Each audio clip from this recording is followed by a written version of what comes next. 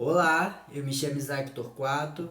O tema do nosso vídeo de hoje é o período da República Populista ou República Democrática, período esse que se condiciona ali, estrutura ali a partir de 1946, com a entrada do governo de Euripo Gaspar Dutra, e vai até 1961, com o então presidente na época, o Jânio Quadro.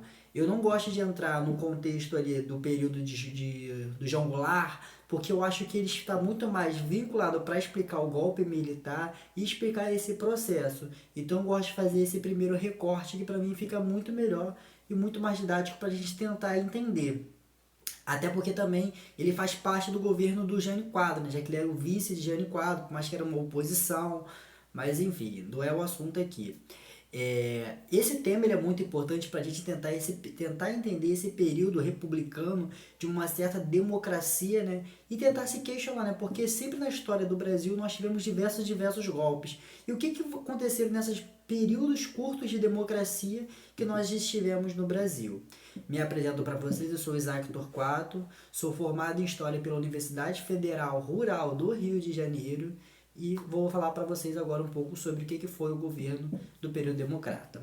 O primeiro governo que vai se estabelecer é o então general Euripo Gaspar Dutra, período esse que ele vai ficar de 1946 a 1951. E ele fazia parte do partido que era o PSD, que é o Partido Social Democrata. Partido esse que era ligado também ao partido de Vargas, que era o então PTB, foi um partido que ele fundou. Getúlio Vargas, naquele contexto, quando ele sai da política através do Estado Novo, né, ele ainda continua na política, ele não é mais presidente, mas então vira senador e vai voltar posteriormente. Mas Vargas, aliado junto com Dutra, já que Dutra também era ministro da guerra no seu governo, vai se estabelecer no poder Euripo Gaspar Dutra. E aí, o que é importante entender dentro desse momento? É importante entender que logo de início, quando Euripo Gaspar Dutra adentra o poder, ele é eleito, acontece uma Assembleia Constituinte formada por PTB, PNDB, PSDB, a UDN, vamos falar bastante sobre a UDN também, pelo PCB, que é o Partido Comunista Brasileiro, e entre outros, para articular essa nova Constituição. Essa nova Constituição está muito mais inspirada nessa Constituição de 1934, aquela Constituição que foi abandonada no período Vargas, pela Constituição que foi outorgada pela Constituição do Estado Novo. Então vai se restabelecer vários momentos importantes. E o que dentro dessa Constituição é importante citar? É importante citar que ela teve o voto secreto, ela teve também o voto universal, tentando entender que o universal naquela concepção era só para as mulheres, ainda os analfabetos e os militares não poderiam votar, até porque essa concepção de analfabeto poder votar vai ser só lá na nossa última Constituição, né, que é de 1988, que é a nossa Constituição cidadã que nós temos hoje em dia. Era importante também entender que era o contexto da Guerra Fria. E o que foi esse contexto da Guerra Fria? É que a gente divide bastante, né, aquela ideia da polarização. De um lado, os Estados Unidos para propagar o capitalismo e de outro lado, a União Soviética para propagar o socialismo. Já que em determinado momento eles fizeram parte do mesmo grupo na Segunda Guerra Mundial e depois romperam para tentar implementar suas ideologias. E a gente tem que pensar muito bem que quando nós trabalhamos esse período de República Democrática ou República Populista, a gente chama de populismo também, porque a maioria desses presidentes eles têm um certo tipo de carisma, pensando em a sua figura ser voltada mais para o popular. E o Euripo Gaspar Dutra aqui nessa situação ele é o que tem menos popularidade, assim, é o menos carismático por assim por dizer. Mas aí a gente tem que entender que essa concepção é de que países que estavam alinhados ao governo dos Estados Unidos tiveram continuidade. Porém, outros partidos que tiveram contra os Estados Unidos, junto com a União Soviética, eles provavelmente foram rompidos. E o que é importante destacar dentro desse momento? É importante destacar uma coisa que é chamada de Plano SALT. E o que foi o Plano SALT? O Plano SALT foi um plano estabelecido por então... a luz deu uma atrapalhada aqui.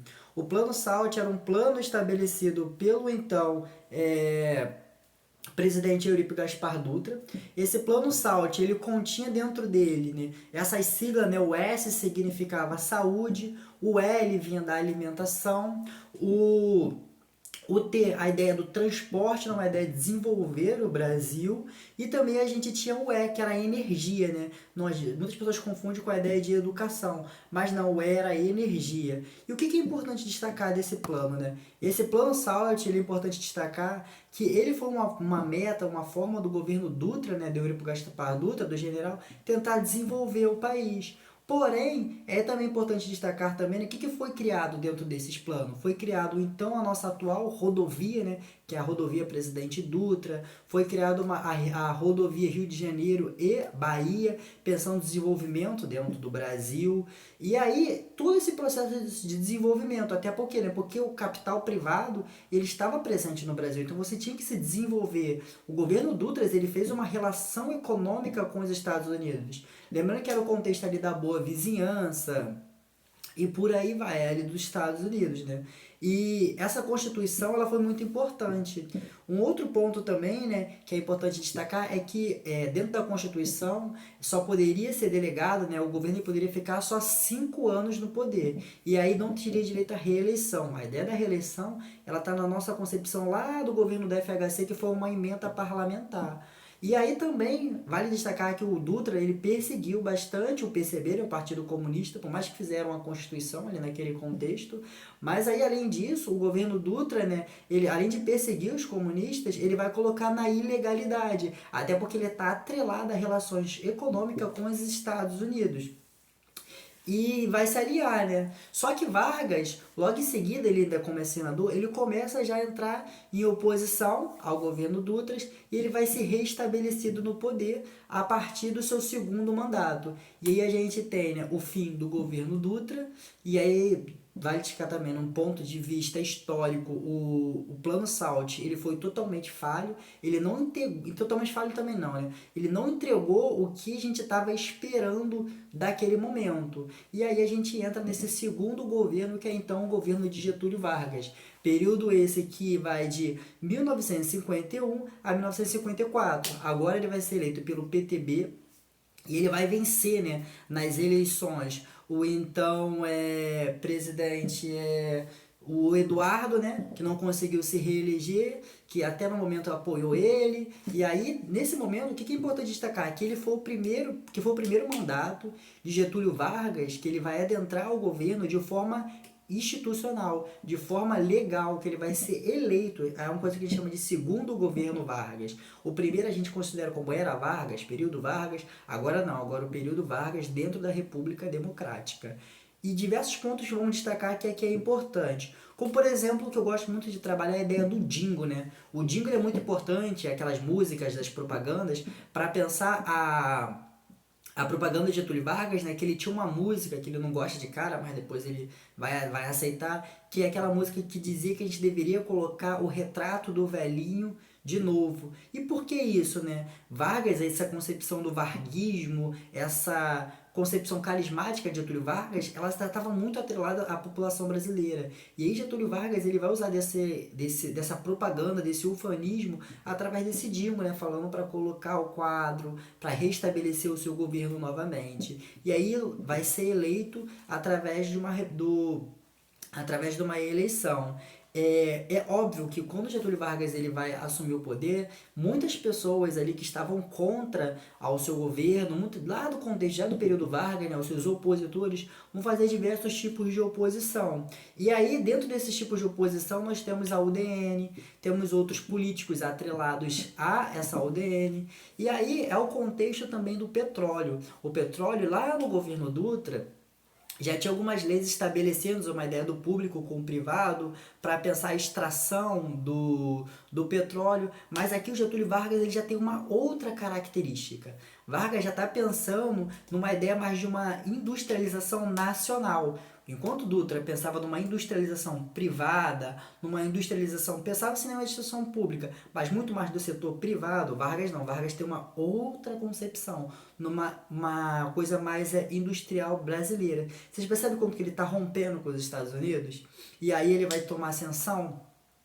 E aí a gente teve uma questão muito importante, né? Que teve a ideia da campanha O Petróleo é Nosso. E o que foi a criação do petróleo, né? A gente tem a criação da Petrobras e essa composição de que se o petróleo ele deveria ser economicamente explorado por setores dentro do Brasil. Porém, a burguesia nacional, a burguesia internacional e a Igreja Católica, entre outros, estavam querendo que o que, né, devido a esse atrelado sentimento de varguismo, queria que não, que fosse explorado por capitais estrangeiros. E o Vargas vai chamar essas pessoas de querer, de entreguista. É aí que a gente entra o conceito de entreguismo. Essa ideia de que você está entregando o nosso material para o setor privado.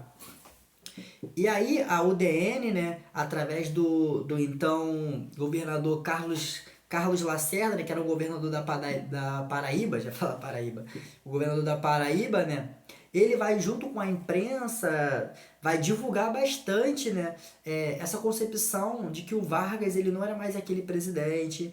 As pessoas tinham um pouco uma ideia de um Vargas um pouco mais fraco. Lembrando que a imprensa nesse contexto não é mais aquela imprensa do Estado Novo. O DIP que tinha censura, ele não está mais estabelecido. O DIP ainda existe, mas a parte da censura não tem. Então ele sofreu muito uma questão do que, né? Ele sofreu muito aquela questão de ser pressionado. E aí, então na época, o seu ministro, né, que era o João Goulart, né, que era ministro da Economia, vai fazer com que os trabalhadores ele vai aumentar o salário em 100%, pensando para trazer de novo, né, essas questões do populismo varguistas, mas isso vai ser de certa forma como um tiro no pé, já que vai gerar muita inflação, problemas mais estruturais. E aí a opinião ela fica um pouco dividida. E é nesse contexto que a gente já tem os governos militares querendo adentrar o poder. Como eu trago para vocês sempre, desde lá da Primeira República, que eles tentam sempre voltar ao poder. E aí a gente vai ver lá para frente com o JK, quando eles tentam, mas não conseguem. Aqui com o Getúlio Vargas, eles também tentam estabelecer o poder, mas não conseguem. E aí o que acontece, né? Vargas entendendo, sofrendo várias pressões, tanto dos Estados Unidos, com vários momentos, Getúlio Vargas ele pensa e ele se articula em se suicidar. E por que Vargas ele se suicida? Para não acontecer um golpe, já que o efeito varguista estava muito presente. Então, com o suicídio de Vargas, a gente vai evitar um golpe, vai de certa forma adiar o golpe que lá em 64 vai acontecer. E quais as consequências desse suicídio, né? As consequências seriam essas: uma concepção e uma ideia de que o golpe ele não conseguiu se estabelecer. Esse governo Vargas, ele não faz parte daquela era Vargas, como trouxe, né? Mas se estrutura dessa forma, pensando numa ideia mais trabalhista, pensando numa concepção mais nacionalista. É um processo onde é que o Brasil está saindo do mundo rural e cada vez mais entrando no mundo urbanizado. E aí, devido a essa estabilidade política, né, depois de Vargas quem assume é o Café Filho, e o Café Filho ele assume como vice, né, naquela época a gente não votava só para presidente, votava para presidente e para vice, ele termina o mandato, e aí logo em seguida quem assume é o JK, que é o Juscelino Kubitschek. E esse político brasileiro, ele é muito importante para a gente entender diversos pontos da nossa política brasileira. JK ele vai governar pelo Partido Social Democrata, lá o partido do Juscelino Kubitschek. Ele vai ter uma política bastante alinhada aos Estados Unidos. E ele vai governar de 1956 a 1961. E o que é importante a gente trazer aqui sobre o período do JK, né? O JK ele tinha uma aliança com a política de Getúlio Vargas, pensando um pouco pegando esse ufanismo desse varguismo. Quando falamos sobre Getúlio Vargas, falamos sobre Juscelino Kubitschek, estamos falando de um político que é bastante famoso, até porque foi nesse momento que trouxe a TV para cá, teve bastante desenvolvimento, nós tivemos novelas e imagens até hoje atrelado ao governo Vargas. Mas Vargas não, ao Juscelino Kubitschek. Mas iremos falar um pouco também sobre as contradições de JK. Um outro ponto também, né, é que ele vai pensar o Brasil de forma para desenvolver. E desenvolver o que forma o Brasil, né? Através desse privado, assim como lá o Dutra fazia. E aí ele pensando nessa ideia de trazer vários capitais privados para cá. E aí o que é importante, né? Aqueles integristas, né, que se entregavam a Vargas agora vão se modificar as suas concepções. E aí, né, através de um legalista chamado Henrique Lortes, Juscelino Kubitschek vai conseguir adentrar o poder. Lembra que eu falei que não poderia antes, eles não conseguiam entrar, o JK não conseguiu adentrar ao poder porque sofreu pressão pelos militares. E aí esse Henrique Lortes, que era um general do exército, fez pressão para então, né, entrar de forma constitucional dentro desse poder. E aí o que que o Getúlio Vargas vai fazer, né? Ele vai desenvolver o chamado Planos Metas. Vocês já ouviram falar bastante, né? Que é transformar o Brasil em 50 anos em 5 anos. E por que transformar o Brasil em 50 anos em 5? Porque era um período onde nós tínhamos que desenvolver em 5 anos, até porque não tinha reeleição. Se não tem reeleição, a gente tem que desenvolver o máximo. E como é que você desenvolve sem verba? E aí que eu falei que tem a ligação com os Estados Unidos. E aí que JK ele vai fazer uma relação de pegar um dinheiro emprestado com os Estados Unidos, né? E aí vai ter também a construção, pensando no desenvolvimento, tivemos a construção de Brasília, um dos pontos mais importantes para falar sobre o JK. E o que foi a construção de Brasília e o que essa construção de Brasília ela nos representa? A construção de Brasília, ela é um plano, né, arquitetado, né, pelo Oscar Niemeyer, mas ela é uma coisa que já vem na Constituição lá desde 1891, pensando que em desenvolver o Nordeste brasileiro, já que a gente deveria desenvolver, né, o interior do Brasil. E isso que é importante a gente destacar, né? Ele era um projeto também, a construção de Brasília, pensando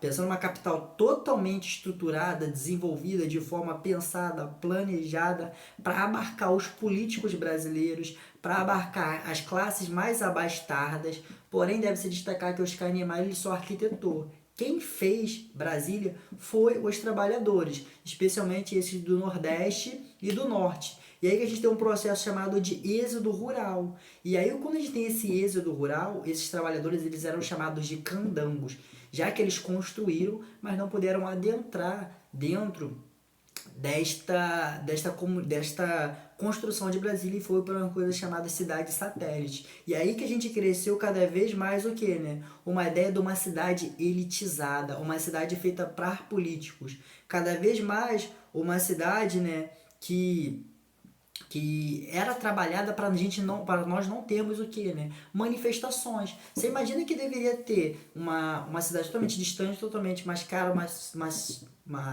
uma capital feita totalmente de indústria, né? JK também vai trazer diversas empresas para cá, como a Volkswagen, Jax Moto. Então, pensando também nessa industrialização, nessa urbanização, e JK vai fazer o quê, né? Falar, vai colocar distante para não ter protestos políticos, para então não criticar. E isso vai fazer com que também a gente tenha o aumento da dívida pública. Já que JK, né, tem essa lógica, eu estou aqui no meu governo, eu faço e deixo a dívida para o próximo governo. E aí vai cada vez mais quebrando o país. E aí ele vai pegar dinheiro emprestado também com o FMI, que é o Fundo Monetário Internacional, só que não vão dar para ele, e aí ele vai pegar e vai romper, dizendo assim, não, então a gente vai pegar, a gente não vai pagar, então deixa para o próximo, e o próximo governo que pagou. E aí que a gente tem também, né, um contexto que a gente tem um desenvolvimento muito grande da cultura. E por que esse desenvolvimento da cultura? É a chegada da TV no Brasil, é a chegada de vários eletrodomésticos, é o que a gente chama de anos dourados do capitalismo brasileiro, já que tem essa política de aproximação com os Estados Unidos, porém a gente tem uma maior também desigualdade social. A desigualdade social ela é bem pertinente, né, no governo de JK, por quê? Porque a gente tem esse desenvolvimento, mas as pessoas estão cada vez ficando mais pobres, já que se desenvolve para a parte rica e não para a parte pobre. E por aí vai. E aí é depois, né, anos depois, JK ele sai do governo e entra o seu próximo, que é então chamado de Jânio Quadros, que ele era do PTN, e ele vai de 1961, ele fica pouco tempo no governo. O que a gente fala sobre Jânio Quadros é importante destacar que ele é um governo que ele é muito lembrado pelos seus trocadilhos, pela sua imagem bizarra. As pessoas não falam muito sobre a política do que aconteceu, até porque também ficou pouco tempo, né? Depois ele vai sair quando ele vai ser deposto, né? já que ele renuncia, ele volta para ser prefeito de São Paulo. Depois que ele vira prefeito de São Paulo, ele proíbe o skate lá em São Paulo. Então é um político que proíbe o biquíni em praia. Então quando a gente fala sobre Jânio Quadro, a gente tem uma cabeça um pouco deturpada sobre quem é ele. Mas Jânio Quadro, dentro dessas políticas, dentro dessa república democrática, dentro dessa república populista, ele foi o político que mais teve voto, foi o político mais popular. Inclusive nas suas propagandas ele andava com pão, com mortandela, colocava caspa em cima dos ombros para poder ganhar o populismo, para poder chegar mais próximo da população e por aí vai. Porém, a gente tem que entender que dentro do seu governo tinha uma política muito voltada para a política moralista, nessa ideia de que é o pai da família, é uma ideia um pouco mais voltada para o conservadorismo. Ele vai proibir como jogos de azar também no Brasil, briga de galo, entre outras coisas. Pensava uma concepção mais moralista. Porém, entretanto, né, ele teve o apoio também da UDN. Quem era a UDN? Esses entreguistas. E aí, uma coisa muito importante é que o seu vice era o então João Goulart, que naquele contexto estava lá na China, mas já vamos falar disso já já. Uma coisa muito importante é que o Jânio Quadro ele tenta renegociar a dívida pelo FMI. Lembra que eu falei que o JK ele deixou para o próximo? Ele tenta renegociar esse FMI. E aí era o contexto também da Guerra Fria. Uma coisa muito importante é que o Jânio Quadro ele não tinha uma estabilidade política, ele não pensava de forma centralizada. E aí ele se colocou como um político neutro na Guerra Fria. E quando ele se coloca de uma forma neutra, de uma forma que não vai adotar um partido, o que acontece? Ele trouxe para cá, para o Brasil, o então Che Guevara. E aí os entreguistas lá da UDN, os militares, começaram a ver ele como mais olhos. Ué, a gente te apoiou, a gente aqui é ligado aos Estados Unidos, por que você está apoiando, colocando uma doutrina neutra? E aí, uma coisa muito importante, né, que ele vai fazer o quê, né? Dar um próprio golpe, tentar dar um próprio golpe em si mesmo. E como é que ele tenta dar um próprio golpe em si mesmo? Ele coloca já que ele estava lá na China, o seu vice, então ele vai pegar, ele vai colocar e vai dizer que ele estava fazendo um plano comunista, já que era uma China comunista, e daí, quando volta e ele sem nenhum apoio, ele vai, pega e é deposto. Ele falou que era um contexto onde é que o Jânio Quadro ele queria renunciar e achando que teria um apoio. Porém, os militares não apoiaram e aí, nesse momento, quem assume é o João Goulart. Por fim, espero que tenham entendido, é um assunto complexo, é um assunto muito alargado. Eu trouxe de forma bem mastigada cada coisa que eu achei bem importante de cada governo. Espero que tenham gostado, espero que tenham entendido. E esse foi a República Populista dentro do período da democracia.